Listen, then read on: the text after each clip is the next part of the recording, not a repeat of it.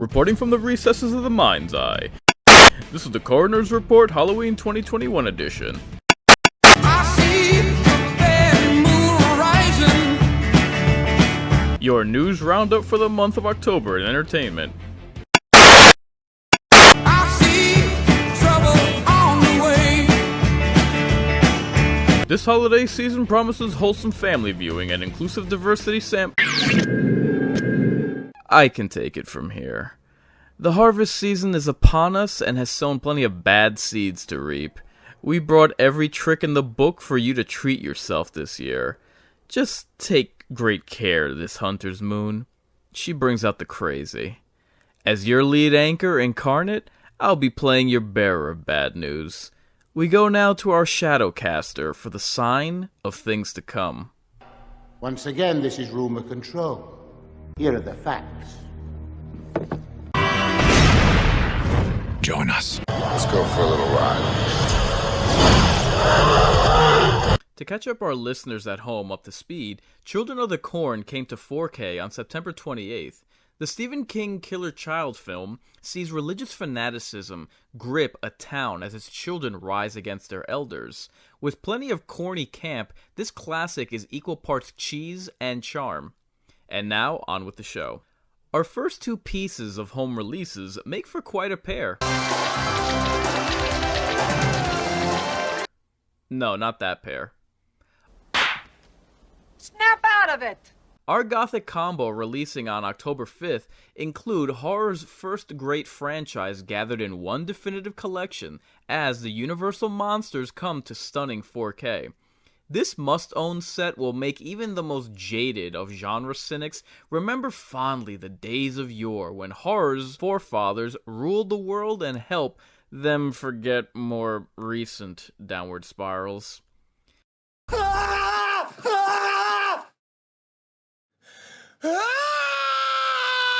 Releasing same day, our next Gothic offering comes in a pretty tight package. The vampiric femme fatale meets Valley Girl. The sassy lassie with the classy chassis. Her second chance on the silver screen is now your first chance to see her on the small screen when Elvira's Haunted Hills debuts on Blu-ray. A throwback to 70s murder mysteries when Vincent Price roamed dark castles and ruled the horror throne. Elvira reprises her role in this follow-up to the 80s Mistress of the Dark. Hello, darling. It's me, Elvira, Mistress of the Dark. Don't miss my 40th anniversary. Very scary, very special. It's Elvira's 40th anniversary. Very scary, very special. Especially for you. The Fairy Tale Legend, another 80s cult film, gets a Blu-ray re-release on October 12th after its initial scan a decade ago. Picture this. Ridley Scott directs a dark fantasy fable where a young Tom Cruise must embark on a quest to save the damsel from Tim Curry as the Lord of Darkness. Yeah, how is this not more widely celebrated? This next section I like to call of psycho killers and werewolf thrillers. You spook easily, Starling? Not yet, sir. On October 19th, we're treated to a hefty serving of the 90s most infamous icons with murderous intent in all their 4K glory, Hannibal the Cannibal and the Ghostface Killer. Silence of the Lambs is the story of a rookie FBI agent having to consult a beast in captivity to stop an animal on the loose, only to find herself in a deadly game of cat and mouse. Though lacking fangs and claws, these are more monsters of the mind than body. The prisoner is no less bloodthirsty and capitalizes on the manhunt for one killer by masterminding his own jailbreak. After all, he is having a friend for dinner. Scream is the classic case of when someone takes their love of horror movies too far. A town in the grip of a murder spree, a young girl haunted by the sins of the mother. Our butcher for this evening has a lovely selection of homicide choices, but chooses to flaunt his knowledge of horror films in a bid to toy with his prey. The ensemble cast of colorful characters not only makes for fun viewing, but also keeps audiences guessing as to the killer's identity and motives in this whodunit for the ages. So, pop open a bottle of Chianti, grab your favorite scary movie from Blockbuster Videos, what the hell is Blockbuster Videos, and bring these killers home for the holiday. What's that werewolf movie with E.T.'s mom in it? The Howling, horror straight ahead. We close out the month of October with a double dose of 4K releases to sink your teeth into. On the 25th, we've got The Howling, a summer retreat for a woman traumatized by her experience with a serial killer, turns out to be a sex camp for werewolves. Quite a twist, huh? Bet you didn't see that one coming. Need I say more? I mean, I will, I'm just saying. The practical effects are a work of 80s brilliance, and the creatures themselves have a signature look that allow them to stand out from the pack. Not to be outdone, on the next day, the 26th, we get Kate Beckinsale fighting werewolves in skin-tight leather with Underworld. Need I say more? I mean, I will, A literal blood feud waged for centuries rages on with vampires fighting werewolves with dated Matrix costumes and gun porn. It's like Joel Schumacher on Opposite Day. You've got skin-tight leather and sex camps, so you'll notice hair in funny places. You're welcome. You can thank me with donations.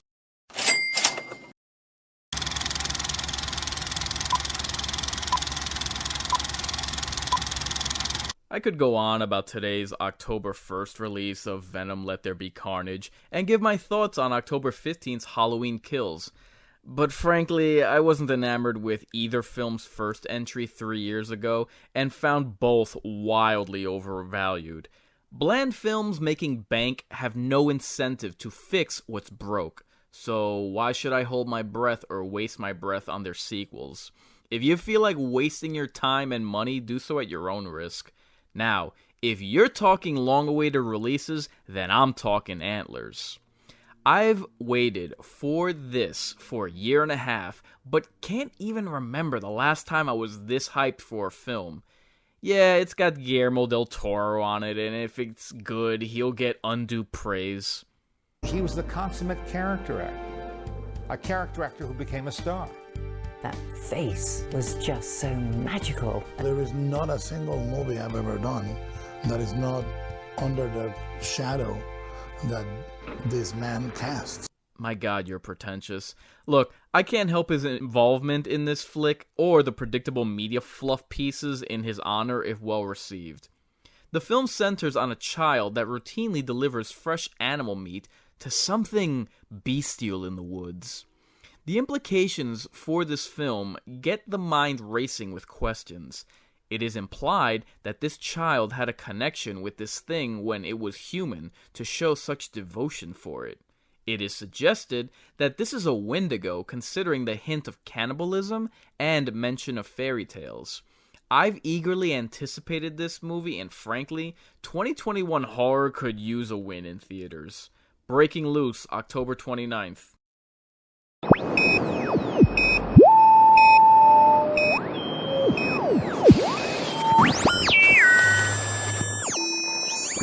Disclaimer. I won't be covering Treehouse of Horror, AMC Fear Fest, or History of Horror, TMC's October schedule, or Sci-Fi and Freeform's 31 Days of Halloween in this section. I'll list those dates and times on my Facebook, and plus, those are annual events anyway, so you should already be tuned in. As much as I hate nostalgia cash grabs, I'm looking at you 2019 remake, what sets the Chucky show, debuting October 12th, apart from other films that have tried and failed to cross over into the small screen, I'm looking at you Purge Regurge. The fact that many of the same people behind and in front of the camera with the Child's Play franchise are returning for this TV series is a good sign. The Chucky license could have been looked at as a dead end when it went to home video, but I genuinely enjoyed Curse and Cult of Chucky. So now that the TV show will continue what was started with those two films, I'm eager to see what Brad Dourif, Jennifer Tilly, the heir apparent Fiona Dourif, series familiars Alex Vincent and Christine Elise have in store. Judging from the trailer, it's looking to take place on Halloween, at least the first episode. Either way, it's time to play. Also on October 12th, one thing that Netflix does do right is documentaries and introspectives. One such docuseries that came out 2 years ago is called The Movies That Made Us. It just so happens that, on the same night that Chucky debuts, it will have its Season 3 opener.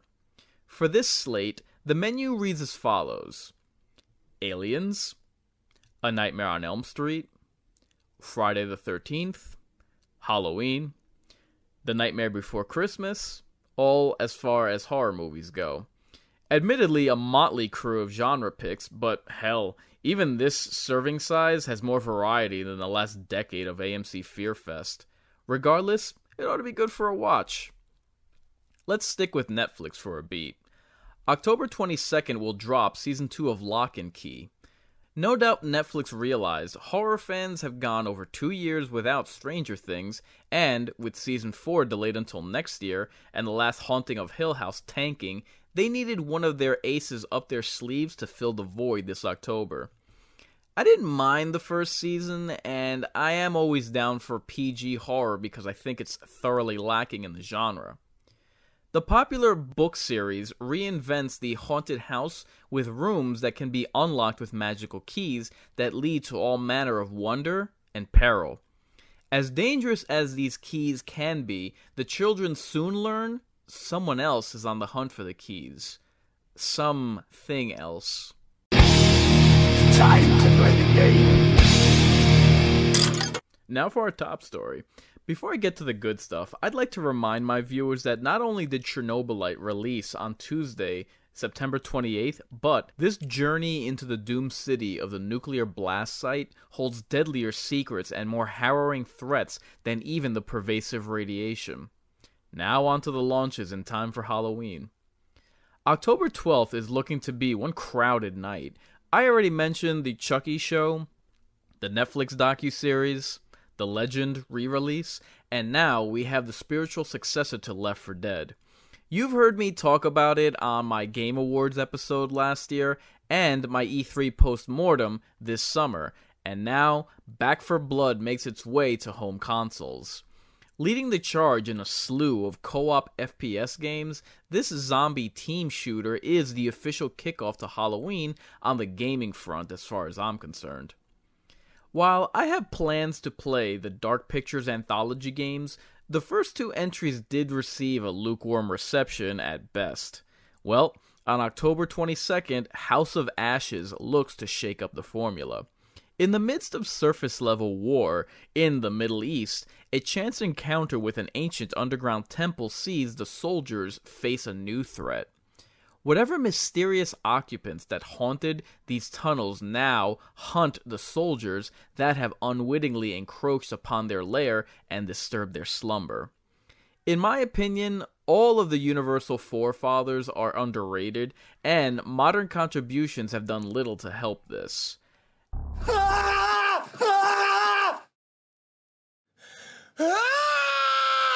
Now, I know the threat the soldiers face aren't mummies, but there is enough Egyptian fiction tropes there to fuel my imagination of what a good mummy movie could be. A cave dwelling beneath a desert setting, a temple complex, ancient evil awoken by modern man. Of all the October releases, this is the one I'm most excited to see what skeletons in the closet they've scared up. If Alone in the Dark, Silent Hill, Resident Evil, and to a lesser extent Doom are the core four of the survival horror namesakes, then the Fatal Frame series is undoubtedly the fifth pillar. We've already gotten word of an Alan Wake remaster and developer footage of a Dead Space remake, so it is my pleasure to report that on October 28th, Fatal Frame 5, Maiden of Blackwater will be releasing on current and last-gen consoles. The story follows three characters from all walks of life journeying to the Hikami Mountains, renowned for its suicides and supernatural occurrences. Players' only means to ward off evil spirits is by taking photos of the ghosts for later mockery with embarrassing Instagram filters. Considering the dearth of new IPs for the new consoles and the aforementioned remakes, remasters on the way, time will tell if Blackwater is a sign of fortune for things to come or a bad omen. All approaching game releases will be coming to a Mind Games Scream stream near you. As for me, I'm leaving on a jet plane. I don't know when I'll be back again. I'm off to Hollywood, Horrorwood for a one overdue vacation. I've been Incarnate reminding you, no news is good news. Well, don't go around tonight, but it's bound to take your life. There's a bad mood all 美しき恐怖